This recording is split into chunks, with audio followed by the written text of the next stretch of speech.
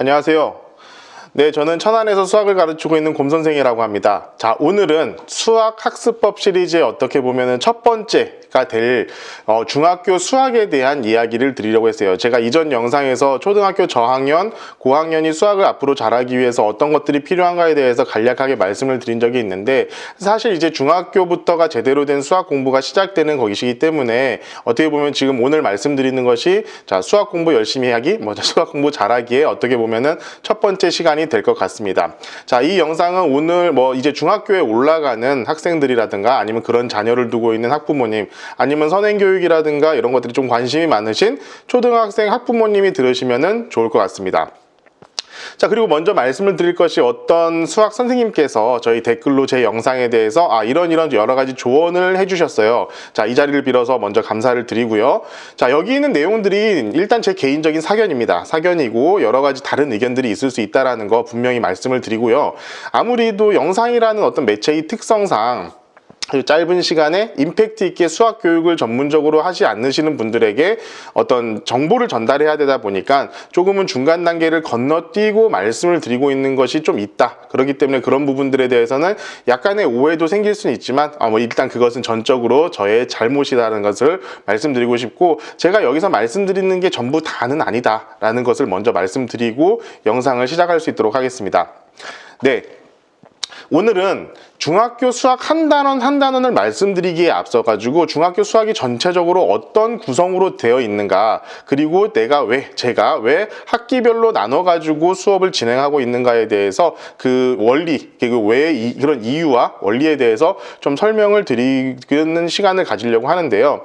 이런 것들이 여러분들 머릿속에 좀 전체적인 그림을 그리고 있었을 때 수학 교육에서 내가 전체적인 어떤 틀 안에서 어느 정도를 공부하고 있는가에 대한 어떤 좀 여러분들에게 큰 인사이트가 될 것이라고 저는 생각이 돼서 이렇게 먼저 이것부터 설명을 드릴 수 있도록 하겠습니다. 자, 지금부터는 제가 프리젠테이션을 이용해 가지고 설명을 드릴 수 있도록 할게요. 중학교 과정은 크게 1학기 과정과 2학기 과정으로 나눌 수가 있습니다. 1학기 과정에는 대수학을 배우고 2학기 과정에는 기하학과 통계학을 배웁니다.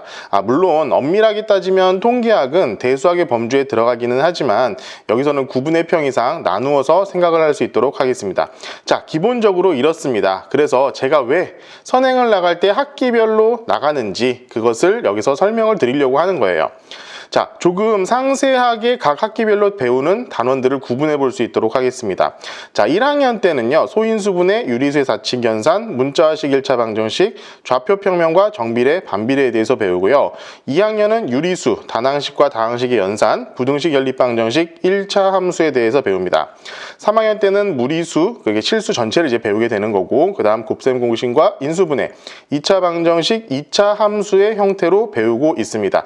제가 이렇게 가로로 쓴 데는 이유가 있는데 이것을 이어보면 참 재미가 있습니다. 자, 소인수분해, 유리수, 무리수, 각 학기에 1학기 제일 첫 번째 나오는 단원들이 이런 식으로 연결이 되어 있어요.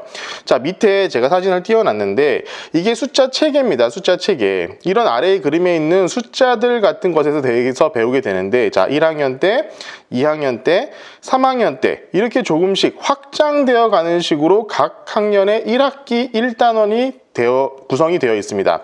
이 마지막 복소수는 고등학교 1학년 때 배우게 되죠. 자, 기본적으로 중학교 전 학년의 1학기 과정이 바로 이런 형식을 취하고 있습니다. 각 단원별로 점점 확장되어 가는 형식을 취하는 거꾸죠. 1차 방정식을 배우고 부등식 연립방정식, 2차 방정식 이런 식으로요. 자, 좌표평면 배우고 1차 함수, 2차 함수, 그리고 2차 함수까지. 그래서 각각의 배우게 되는 것에 대한 기본적인 연산 방법과 그것은 또 이전에 유리수의 사칙 연산이라든가 단항식과 다항식의 연산, 곱셈 공식과 인수분해 이런 식으로 우리가 배우게 되는 겁니다. 자, 저는요, 이 학부모님들께서도 이 틀을 머리에 갖고 계시는 것이 굉장히 필요하다고 생각합니다. 자, 2학기도 살펴볼 수 있도록 하겠습니다. 자, 1학년은 기본 도형에 대해서 배웁니다. 점선면, 각도, 작도 이런 것들을 배우고, 평면 도형에서는 본격적으로 넓이에 대해서 배우는데 여기서 처음 원주율 파이가 등장을 합니다. 입체 도형에서 부피를 구하는 공식을 배우게 되고요. 자료의 정리와 해석은 자료를 어떤 기준에 따라서 구분하고 표시하는지에 대한 방법을 배우게 됩니다. 2학년은 물론 교과서에 따라 조금씩 다르기는 합니다만 도형의 성질, 여기 도형의 성질에서는 여러 가지 삼각형과 사각형의 성질, 그리고 내심, 외심 이런 것들을 배우게 되고, 닮음은 도형의 닮음과 피타고라스의 정리를 배우게 됩니다. 그리고 마지막으로 기본적인 경우의 수를 구하는 방법과 확률을 배우게 되죠. 자, 3학년은 예전에 비해 많이 단촐해졌습니다. 삼각비, 원의 성질, 대표값과 삼포도인데요. 자, 개정 전에 2015 교육과정에서 피타고라스의 정리가 2학년으로 내려갔습니다. 이제 원래 3학년에 배웠었거든요. 그러면서 2학년 것이 굉장히 할 것이 많아졌어요. 그래서 지금 2학년 2학기 때의 기하학 과정은 정말 제대로 공부를 해둘 필요가 있습니다. 자, 그런데 한번 살펴볼게요. 자, 물론 기하학도 물론 기본적인 것에서부터 높은 단계로 올라가는 것이 맞긴 맞습니다만은, 그를 연관성이라고 해야 되나요? 연계성이라고 해야 되나요? 그것이 앞뒤가 약간 바뀌어도 큰 문제가 없는 것이 있고, 아무래도 연계성이 물론 있긴 있지만 대수학의 그런 연계성보다는 확실히 덜함이 있습니다. 오히려 어떻게 보면 통계라는 부분이 좀 더 명확하기는 하죠. 자, 1, 2학기를 한꺼번에 표시를 해보면 이렇게 되어 있습니다. 자, 제가 왜 1학기 과정을 한꺼번에 나가고 2학기 과정을 한꺼번에 나가는지를 이 표를 가만히 보시면 아실 수 있으리라고 생각을 듭니다. 자, 화살표가 좌에서 우로 가고 있어요. 전부 다. 그런데 학교에서 배우는 방향은 가로입니다. 네. 자, 그래서 학교에서 배우는 방식대로 공부를 한 학생은 아직 기본적인 1학기 대수학이 완벽하게 익숙하게 활용되지 못하는 채로 기하학을 하면서 다 까먹게 되고 2학년 1학기로 들어가는 과정을 반복하게 됩니다. 그래서 저는 1학기 과정을 먼저 배우는 식으로 선행 진도를 나가고 있습니다. 물론 현행 진도 나가는 학생들은 다릅니다. 어떤 분들은 이것을 개통수학이란 말로 표현을 하시던데, 사실 저는 개통수학이라 하기에는 조금 어려운 면이 있고요. 최대한 학생이 잊어버리지 않도록 하는 것을 목표로 하고 있다라고 정도로 보시면 좋을 것 같습니다. 자, 앞으로도 계속 강조드리겠지만 중고등학교에서 배우는 수학의 기본은 대수학입니다. 자, 아래 그림과 같아요. 자, 대수학이란 문제를 해석하고 기본적인 수식을 세우고 풀이를 해나가는 것을 배우는 것입니다. 따라서 대수학은 어떤 수학을 하든지 간에 항상 머릿속에 있어야만 하고 바로바로 끄집어내서 사용할 수가 있어야 합니다. 자, 기하학을 하더라도요, 난이도가 있는 문제들은 다 대수적인 기법을 활용해야만 풀이가 가능합니다.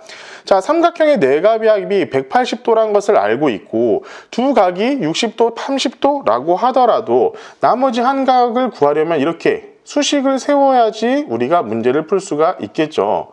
조금 더 복잡한 문제를 연립방정식을 이용해야 하기도 합니다. 고난이도 문제나 고등학교 과정으로 가면은 이런 2차 방정식을 이용해야 되는 경우도 많이 있습니다.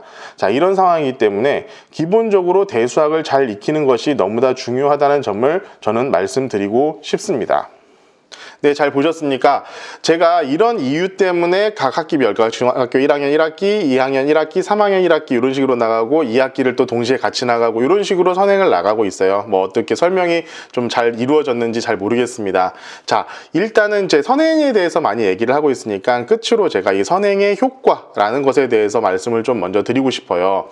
자, 많은 학부모님들께서 이게 선행을 진행하고 있다라고 하면은 이거 다 까먹는데 무슨 소용이냐 이렇게 말씀하시는 경우가 많이 있는데요.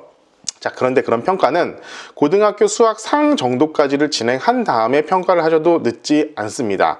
자, 좀 빠르게 선행을 진행하고 있는 학생들은 중학교 입학하기 전에 조금 그래도 충실하게 하고 있다라고 하면은 중학교 2학년 올라가기 전에 대부분 학생들이 고등수학 상 정도를 시작을 하게 되죠. 그렇게 되면은 자, 고등수학 상에서 중학교 때 배웠었던 여러 가지 대수학 전부 다 합쳐지고요.